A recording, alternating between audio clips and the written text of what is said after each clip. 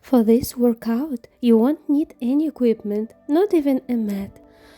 We will be doing everything standing, and you will learn and feel how the core works when we are in a vertical position. Let's start with the wave exercise. Stand up straight, place your feet at a comfortable width, but no wider than your shoulders. Keep your knees slightly soft. Reach up with the crown of your head. Feel how your arms fall down as if they are being stretched from your ears and going down.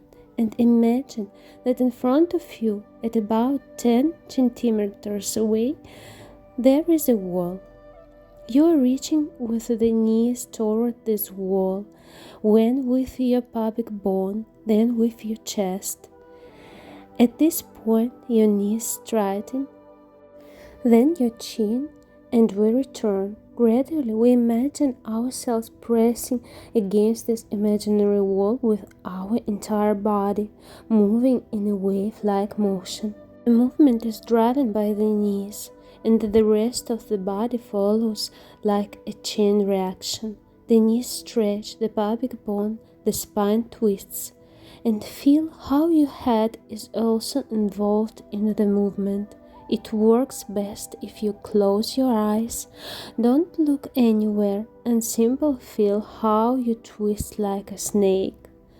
Or you can imagine yourself as seaweed in the ocean, and calmly, in this way, we engage the front and back lines of the body. The abdomen muscles are primarily the front line of the body, specifically the rectus abdominis. Great. Now, towards the same wall, we will start stretching first with the head as if under a small bar. We slip under and imagine that the bar is being lowered, and it's important not to touch it. Then we return, so the wave goes in the other direction. Head first and move away from the bar. At the very end, your feet may lift. If you have experience in dancing, you may be familiar with the exercise and can do it very professionally. If it's your first time, close your eyes again and concentrate more on the visual imagine of what is happening in your body. If you managed it. If it didn't work, don't worry, the next exercise will definitely work for everyone. Place your feet parallel to each other, wider than shoulder width. And from here, on an inhale, we stretch the pelvis to the right. Right hand goes up and we stretch the shoulder to the ear with an exhale. Return the shoulder and start coming back as if you are pushing against a wall with your head, and stand up straight. Inhale, stretch, elongate the entire side line of the body, and exhale, return the shoulder, then imagine pushing against a bar with your hand and return. That activates the entire side surface. Exhale, inhale, and remember, the exhale should be a little longer than the inhale, and you can exhale through your mouth. Exhale, inhale, and exhale again. At the bottom, stay on the inhale, and now with the second hand, we add to the movement, and on the exhale, we twist down, reaching towards the straight leg. Feel how your back and lower back are stretched, and now start rotating your pelvis forward with the pubic bone. Rotate the pelvis, and in a chain reaction, your whole body starts to lift up. We go down again, inhale, and as you go down, on the exhale, I begin to rotate my pelvis, and I feel that my core muscles, along with the latissimus dorsi, are involved in the movement and help lift me up. On the exhale, I rotate the pelvis as much as I can and I return upward. You feel the outer surface, hands hanging freely down, and then they act as an additional lever and weight to the core. The longer your arms, the more load on the core.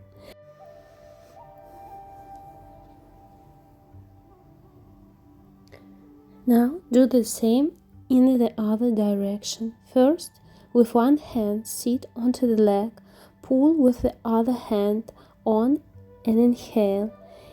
Intensify the stretch, the scapula slides along the ribs, and on the exhale, return the scapula and push with the hand on something besides you as you rise. Sit down, reach with your hand, elongate as much as possible, and stretch the oblique muscles into the latissimus dorsi, then return. It's important to note that the latissimus dorsi has a direct attachment and influence the internal oblique and the tendons. The internal and external oblique and transverse abdominal muscles, they all converge to the level of the lower back, the thoracolumbar fascia. So, how functionally the latissimus dorsi stretches and contracts will determine how well the core works as a wall.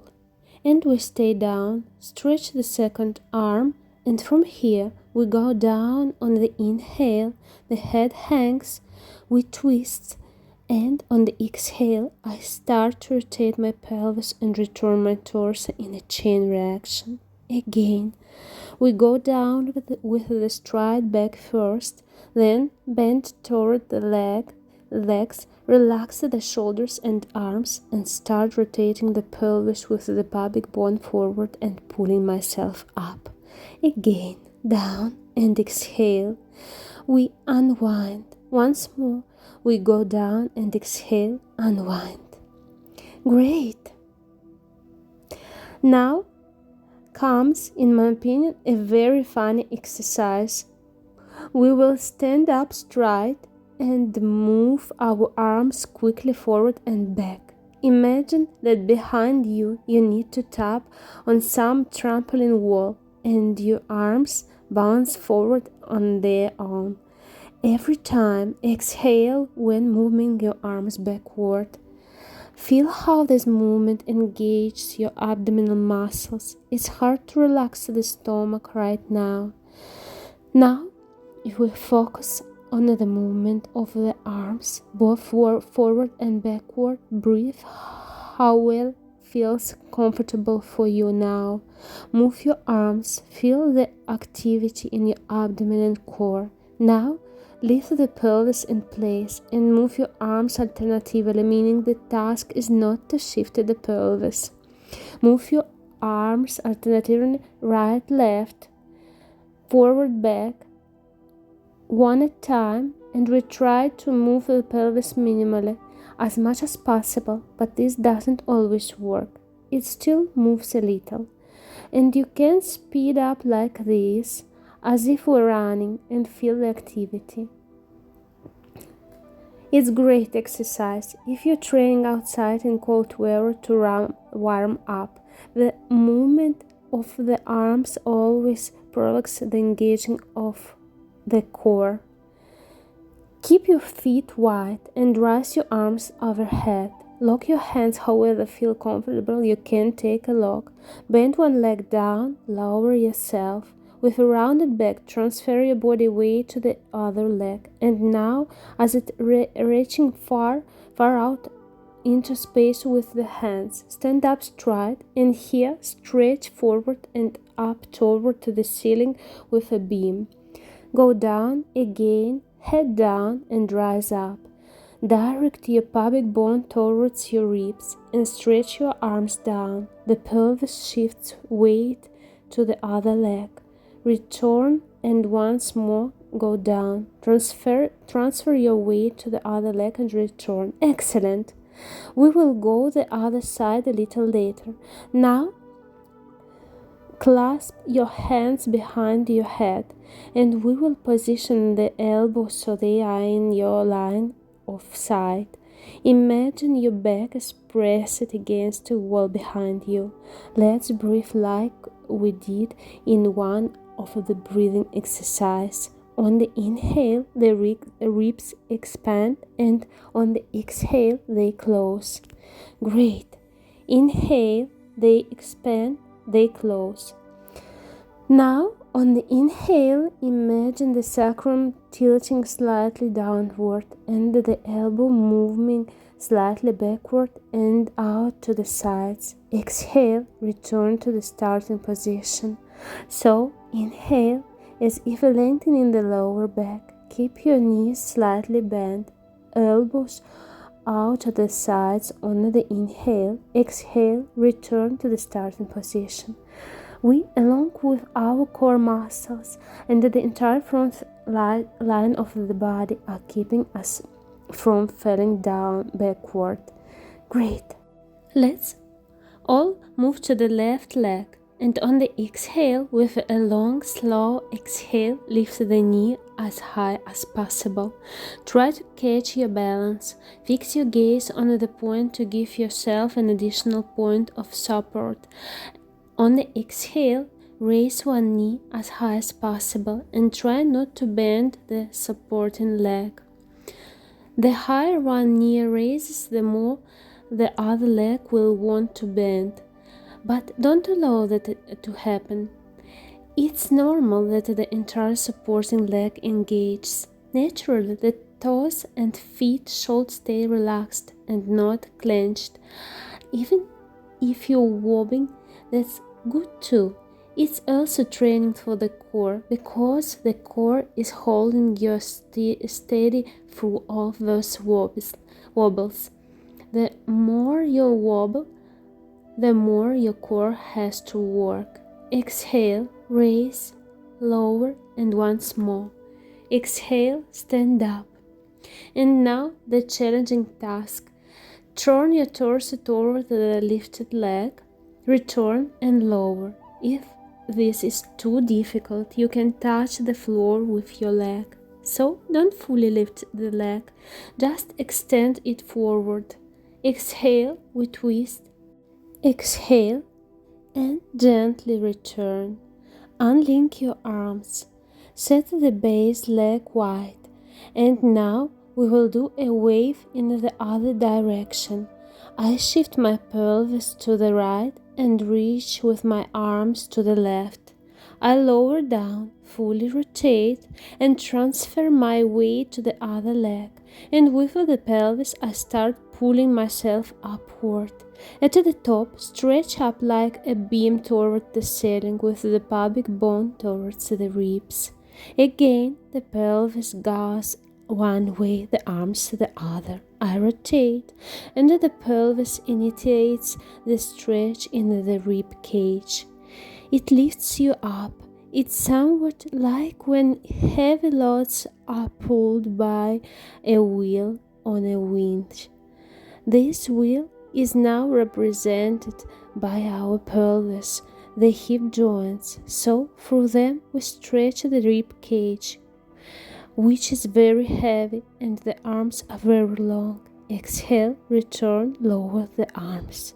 Stand up again. Clasp your hands behind your head, elbows forward in your line of sight. We will start with the leg movement right away. Lift the leg. Now I bend my left leg and rise it up straight, standing on my right leg. Lower it down and return. The task is not to fall. Keep your foot wide. Remember, your toes should be like a duck's foot with webbed toes. The higher I raise the knee, the more I press my foot into the floor. It's normal to feel the hip flexors working. The important thing is not to bend the lower back or the rib cage. So try to stay as straight as possible. One more exhale, lower down, and exhale, lower down. Now we lift up. If your balance is bad, stay in touch with the floor with your foot. Rotate the torso, return, and lower down. Again, transfer the weight, lift the leg, keep it high, the torso rotates, but the pelvis doesn't move. If you're doing the easier version, the pelvis should still face forward with the both iliac bones. The rib cage rotates without the pelvis participating. One more time. Lift up, press firmly into the supporting leg. Feel confident in it, knowing that the pelvis can fully support you. Lower your arms. Now we are going to stretch the arms backward as if reaching for the wall. You can actually stand with your back to the wall, forward, palms facing up, feet firmly placed.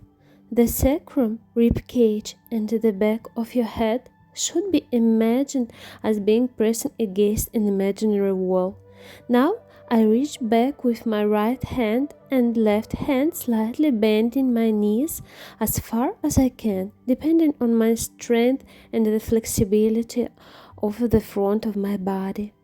Watch that your feet don't splay out, knees inward, toes pointing out. Keep the toes pointing forward and try to slightly tilt the pubic bone toward you while directing the sacrum towards your knees. So your lower back should feel stretched, as if you're maintaining a neutral body position. Exhale, stretch. Each time the hand pulls from the center of the chest, turns and returns. The movement should come from the middle of the chest, not from the lower back. It's important that in this exercise you don't feel the lower back working. You should feel the work of the front of your legs, your core, and possibly the front of your neck, but not the lower back. If you feel it in your lower back, it means the movement is not fully stretching here, or you're doing this. Your shoulder is falling downward and you're turning your palm up to prevent twisting the shoulder backward. Return.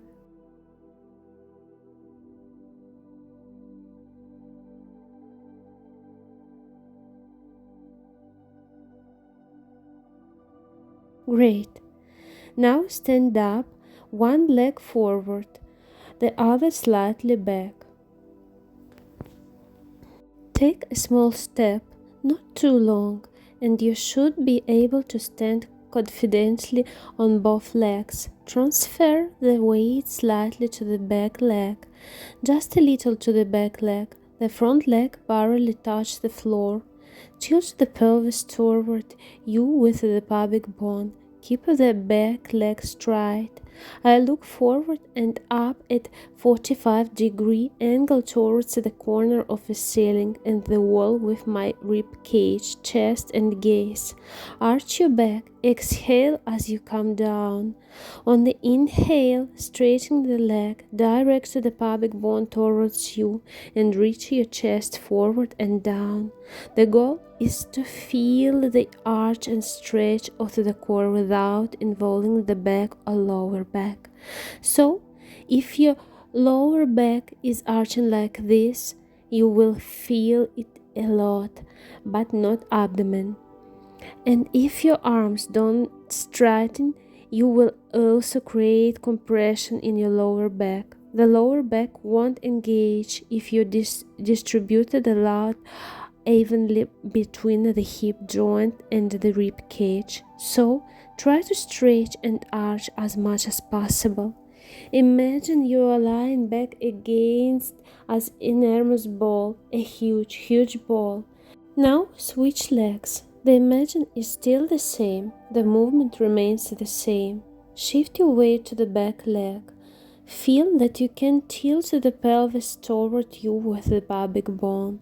Open the chest and imagine already directing the sacrum down. Remember, we don't squeeze the glutes.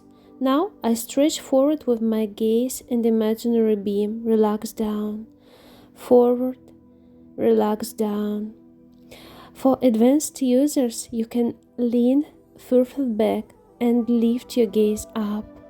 But if we're talking about properly setting up the movement now, it's better to keep the gaze forward and only reach toward the wall at the ceiling's edge. Use all your points and inhale once more. Actually, this is preparation for bridges. For example, when doing a bridge from a standing position and people get into the bridge pose, everyone thinks the back is stretching, but if you look closely at what's actually happening, the back is compressing the back muscles, while the abdomen muscles are actually stretching a lot and helping you not to fall, but to lower down gently. So we stand, placing the feet parallel to each other and shoulder width. From here, stretch your right arm forward and to the side, then left, right, left. I think this exercise is familiar to many. It's like aerobics. 1, 2. Alternate or like a school warm-up. 3, 4, 5, 6. Now stretch with your right hand to the side. Cover yourself with your left hand from above and shift your weight to your right leg. Lift your left leg, place it down and return. Again, stretch to the side with your right hand, stretch with the right arm, or you can clasp both hands behind your hand, which is easier. Lift your leg, remove it, and place it back. 1, 2, 3, 4. Return. Inhale, exhale. Hold and inhale. Inhale, exhale. Hold leg. Inhale, exhale again. Hold leg. Get ready. We'll go the other side. Stretch your arms out, palms facing up. Stretch with your left hand. Cover yourself with your right hand. Shift your weight. Lift the leg as much as possible and return. Reminder about the arms. The arms can be bent to the elbows behind your head. Stand on your feet, straighten up, lean forward. Now, lift your leg and the whole side of your body works. By the way, the pelvic floor works wonderfully in one leg positions. Also the second arm, hold, inhale. Lower down on less time, inhale, exhale, hold. The leg drops and you lower down completely. Great. Now let's do the next exercise. Lift your arms up, stretch up through your palms. Slowly begin to lower down and imagine you're drawing a big cycle in space with your hands. Stretch the area of the first and second cervical vertebra. Tuck your chin to your chest. Slowly lower down through an obstacle. The pelvis goes up. Exhale. The feet press down and stretch the mat right, left. As we lengthen the spine, but without squeezing the glutes, we rise up and come back down. One last time. Third one. Lower down. Exhale and direct your pelvis. The belly button pulls inward and up toward the ribs. Lower the arms. Stay in this position. Now shift your body weight to the heels. The toes are almost off the floor, but they are holding on with the least strength. Feel that you're leaned back, fallen. Now the arms pull up with the thumbs facing up and move through the side. And stretch backward, over the head and slightly behind. Lower the arms. When the arms lift, the lower back arch remains the same. It feels like you're trying to lie back on the enormous ball behind you. And what do the abdominal muscles do? They, along with the front of the legs and the neck, try to keep you from falling. This is called an isometric movement, an isometric muscle contraction, when muscles stay at the length and still maintain the position of the bones. They prevent them from collapsing. If it weren't for the muscles, you understand, we would just fall. So when we stand and walk, our muscles are working, even though we sometimes don't notice it. And that's good. It means our muscles are capable of maintaining certain long-term position, either vertical or low.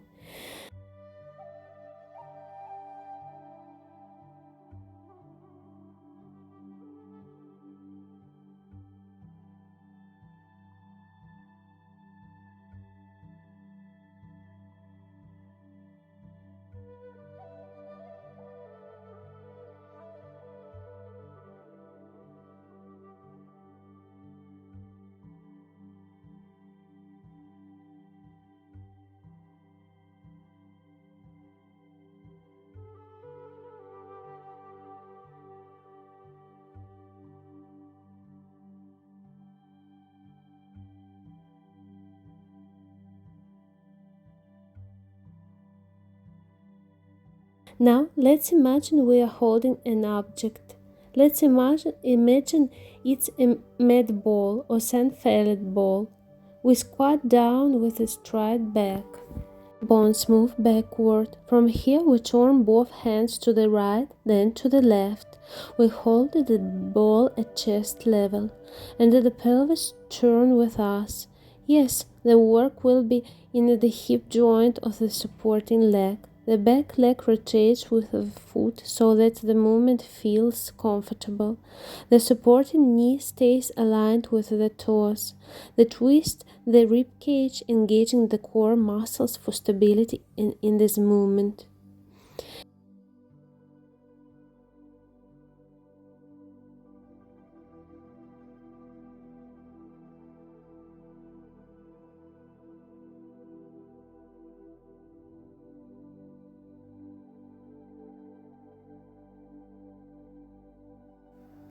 Okay, now let's do the same on the other leg. I place my foot straight, put the other one slightly behind. I imagine the ball in my hands. I'm not going to move with my arms, but with my rib cage. The arms move as on unit with the spine and rib cage. The whole structure moves together. My gaze is fixed on this imaginary ball. I rotate around to the supporting hip joint. The leg stays in place. I twist to the side, twist back. One last time, I twist there and back with my whole body. Even if it seems like the abdomen muscles aren't working, in such movements, trust me, they are. Now we will stand in the slight split. Place the right foot forward diagonally and the left foot perpendicular to it. Let's imagine we are passing an object through the right hand. It feels like reaching for it, but don't grab it now. We are passing something where, reaching far, stretching from the back leg and coming back. Stretch out long, directing all the movements from the pelvis. Come back and take another inhale. Into the second hand, stretch it out. Now, let's hold for a moment and feel how the abdominal muscles are forced to activate. We come back and switch legs. Same thing, one leg turns perpendicular to the other, comfortable width. From here, I reach along the left leg with my left hand, stretching far and returning. Stretching far as if ready to lift the second straight leg. Stretch, ready to lift, but not really lifting. Let's save that for the future lessons. There are different progression options. Return with the whole body. When we have a task, our body instinctively decides which muscles to engage, how intensively, how far to stretch, how much to lengthen or contract them.